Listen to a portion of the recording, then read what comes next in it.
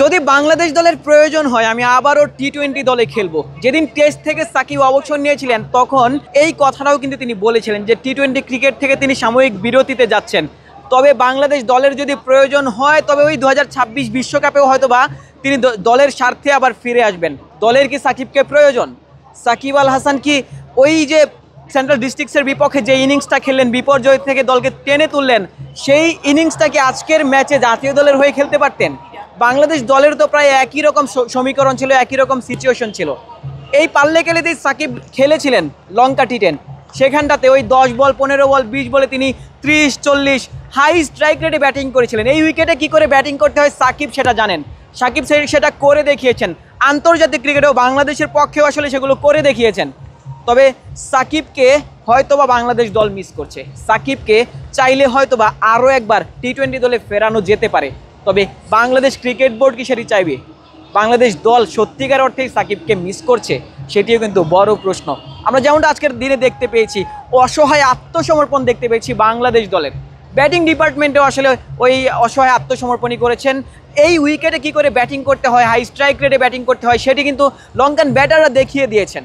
বাংলাদেশি ব্যাটাররা সেটি করতে পারেননি। পারভেজ হোসেন ইমন তিনি আসলে শুরু করেছিলেন, এরপর ব্যাটাররা যেন নিজেদের স্বার্থেই খেললেন। 100 কিংবা 105 110 স্ট্রাইক রেটে ব্যাটিং করলেন মিডল অর্ডারের ব্যাটাররা।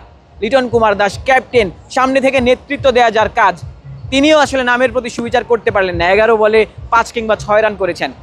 যখন দল বিপর্যয় তখন কাউকে প্রয়োজন হয় দলের, যে দলকে টেনে তুলবেন, সেই কাজটি বাংলাদেশ দলে এই মুহূর্তে কে করতে পারেন? সাকিব কিন্তু করে দেখাচ্ছেন।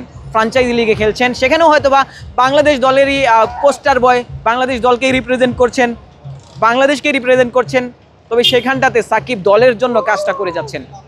দল বিপর্যয়ে 7টা উইকেট চলে গেছে, 70-এর ঘরে 5টা উইকেট চলে গেছে, সেখানটাতেও দলকে সম্মানজনক স্কোর এনে দিয়েছেন।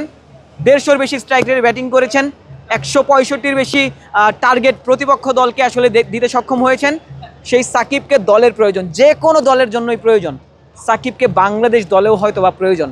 একটা ছন্ন ছাড়া দলই যেন এই শ্রীলঙ্কার মাটিতে খেলতে নেমেছে, সেই খবরগুলি আপনাদের জানানোর চেষ্টা করছি। দর্শকরাও হতাশ হচ্ছেন, আমরাও হতাশ হচ্ছি। তবে বাংলাদেশ দল হয়তো বা ঘুরে দাঁড়াতে পারে। দলে একজন সাকিবের অভাবটা কে পূরণ করতে পারেন, কিংবা যদি পূরণ করতে না পারেন সাকিবকেই ফেরানো হবে কিনা, সেই সিদ্ধান্তটাও কিন্তু ক্রিকেট বোর্ডকেই নিতে হবে।